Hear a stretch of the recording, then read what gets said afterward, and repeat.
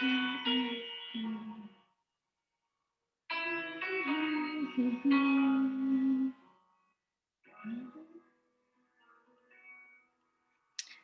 wait for a few minutes for everyone to join. If you are joining live with me or replay, just let me know so I can engage with you more. Just put some music here first. We pray for healing, for prosperity.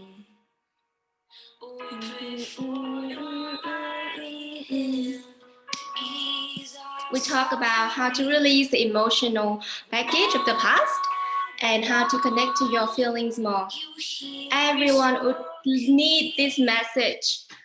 This is the message for decluttering by the end of the year. What if your blessings come through raindrops? What if your healing comes through tears? What if this love and sleepless nights are what it takes? Say hi, say hello here. I wait for a few minutes for everyone to join. How are you feeling at the moment?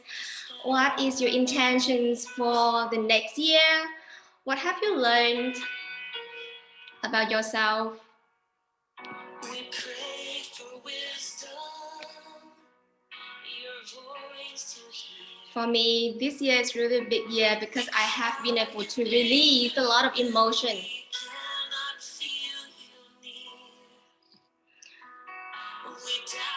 Okay. Yes, so just put the music a bit down and I start to share about how to release the emotional baggage of the past and connect to your feelings more.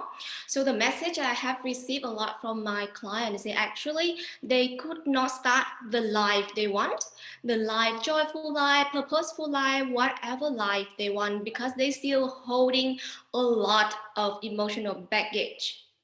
A lot of the emotional baggage inside themselves. And what is exactly this emotional baggage? It is all the depression, sadness, hopeless, all of that you're still holding on for yourself, or self-doubt, or self-blaming that you still keep holding at the moment. How do you recognize that you have these emotional baggage? Very first thing, check in with your body. If there's any time that you feel so sad when you mention about any event, like breakup, relocation, change job, the death of any of your close members, close family members or friends, or any rejection or any abusive, like this all of the negative event that has happened to you. And if every time when you mentioned about these events or any event that you still feel so depressed, you could not really feel through your emotion, that's when you still have some emotional baggage of the past. You can not make sense why that happened to you, and you always keep blaming that, why it happened to you, why you have done the best but it still happened to you. You also regret that, you wish that you could do something better, or you wish that something else has happened so that things may change. So that is all the signs indicating that you still have some emotional baggage. It's maybe subtle. Maybe now, for now, check in with your body. If you feel all good, happy, that is all right. But whenever you mentioned about anything, say goodbye with some friends, say goodbye with some ex, all of the events, and you feel like, oh, I wish that that event did not happen. Whenever you have that wish, that means you still have that emotional baggage and you haven't been able to make sense of the past and have not been able to move on totally from the past yet. And that's why you cannot welcome the new, because you're still holding on a lot of things in yourself. And the emotional baggage actually was is represented the most or presented the most in your body. That's why I ask you to check with your body. If anytime you feel your chest is tight, your stomach or your belly is also tight, or you shivering yourself, is when there's some emotional baggage inside your body hasn't been released. And the physical body is the indicator for you to know whether you have moved on or not. So check in with yourself the very first thing if you want to see if you are you move on or not.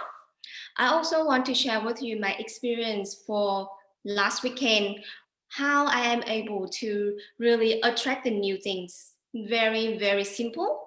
I declutter my physical space.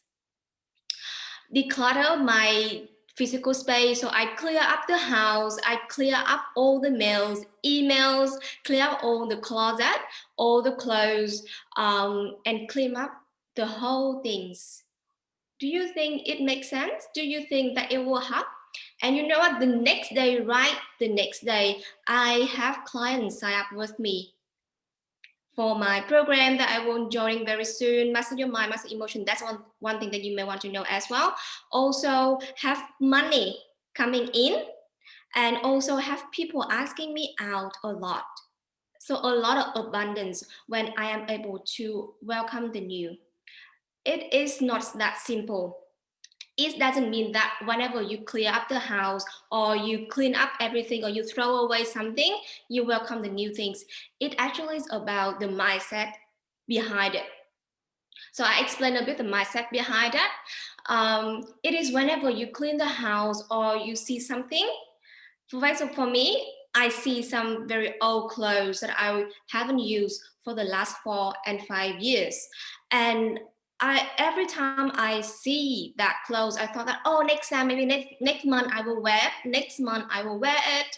Or I also see some toys that my friend gave to me, and I did not want to throw it away because I thought that if I throw it away, my friend would hate me.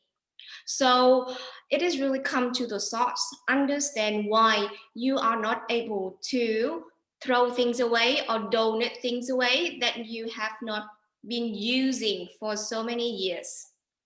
Um, Decluttering doesn't mean that you just throw things and then you wait for new thing to come, because it's only on the surface. It's only on the surface. But the deep down understand that when you understand the mindset, that when you throw things, that actually when you release the emotion behind it, emotion you attach to it, and the memory that you keep holding for yourself, or the thought that you keep holding for yourself. Many people keep a lot of stuff that like people have passed away give to them just to remind them about the good memory, or remind something. You need to really understand the story behind that. Some people just want to keep it so that they can feel good. It feel good in a way because they were so guilty before, and now by keeping all the old stuff, they think that it will make them a good person. The same with anyone having a lot of books on the bookshelves or buying a lot of courses. You know, why they keep buying that? One of my clients actually had the same issues, and when we dig deeper, it realized that it turned out that she actually always feels so less, not smart, feel dumb, because many people told her, keep telling her that she's not smart. And that's why by buying a lot of books makes her feel like she's smart. The same with me. The same with me before. I was so aware of that one. Every time I buy any courses or buy any books, usually it's just that I buy the perceptions that I am good. And why I need to buy that? Because somehow inside myself, I think that I'm not good enough. So if you have the pattern of buying a lot of things, a lot of books, a lot of clothes, or keep a lot of things with yourself without using that, Check in with yourself if there's any mindset behind. What is the story behind? What does that mean for you to keep having a lot of things like that? So the story behind me is that I have a negative message that I'm not good enough, and then we need to heal through from that. Heal through from that, and every time I keep seeing myself buying things, I know where the wound comes. The wound comes from that negative message. I heal through from that, and I ask myself, do I really need this course? Do I really need this book? Or just because I want to prove that I'm good? And if that I really need the course, I will buy it. But if that because I thought I'm not good enough, then I would not buy it. So the very first thing for you to release the emotional baggage in the past, number one, I have shared with you, check in with your feeling, your body to see if there is any event in the past that you haven't been able to forgive and release, or at least make sense. Second, check in, clear, decluttering everything in your house, physical space, and see the story behind all of that. What does it mean for you to keep things for yourself? And the third things, when you are aware of that one, ask yourself, okay, how I can be mindful more about my pattern. In order to be mindful about your patterns, that's require a lot of observation. Observation of, okay, what triggered me? And what is my behavior to respond to it or react to it? And whether that is the desired action that you want or not. I have another story for you. One of my clients, every time she meets her friends, and if her friends come late, she will be very angry with her friends. And she would yell and scream at their friends and even her boyfriend. She was so triggered about that one. So let me share with you, the trigger is not just about that event, not that people coming late. When I work out with her gradually, there's always a deeper level on something. And one thing we figure out for her is that actually every time any person coming late to the meeting with her, she feel like she's not loved. She feel abandoned. She feel rejected. That's feeling she could not share with her friends. And that's why when her friend showed up, she just yelled out at them. She doesn't know how to share her feelings because it's too vulnerable and too scary for her to tell her friends that she feels rejected. It is so sad, right? Not many of us now feel easy to share our feelings with others because we feel like whether people will accept us when we share that vulnerable feelings. The interesting more is that it's not also just about that message that she doesn't feel loved. It's because in the past, during her upbringings, she always feel that she did not receive enough love from her parents. And every time her ex came late, that story runs behind her mind. That story that she doesn't receive love, no one love her. And then she keep confirming again with her that no one love her. And when she feel trigger, anger, that's when she's most vulnerable. And because she doesn't know how to share her feeling, the only way she wants to tell her friends or her boyfriend is that I feel rejected. But the only way she knows is to yell. Because she hopes that by yelling or by putting the power onto other people will change their behaviors.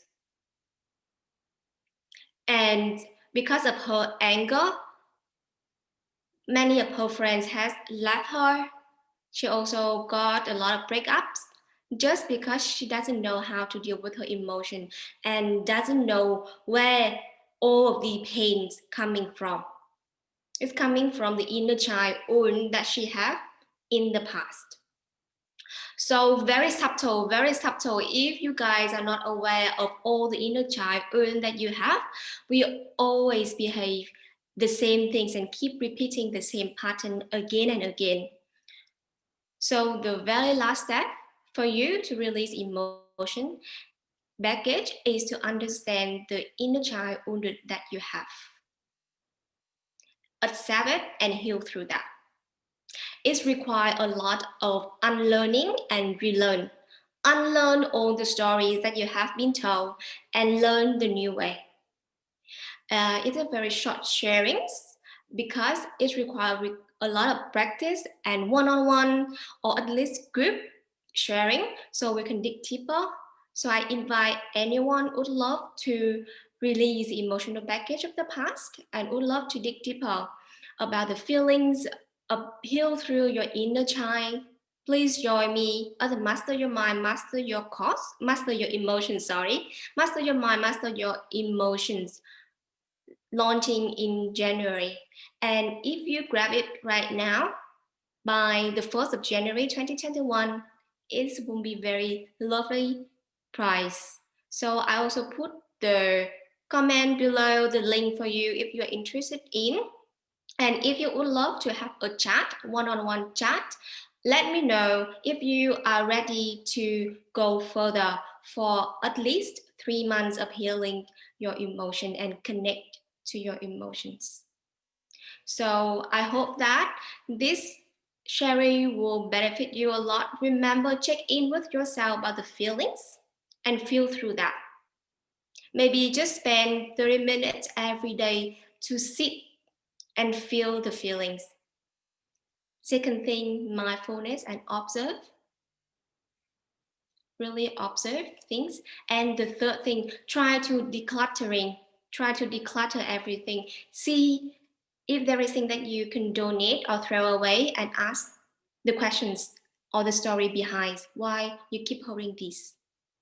3 things for you to release emotional baggage. If you would love to learn more about the unlearn and relearn process to really rebirth from all the pain, make sense of all the pain in the past, I would love to see you in my course in January.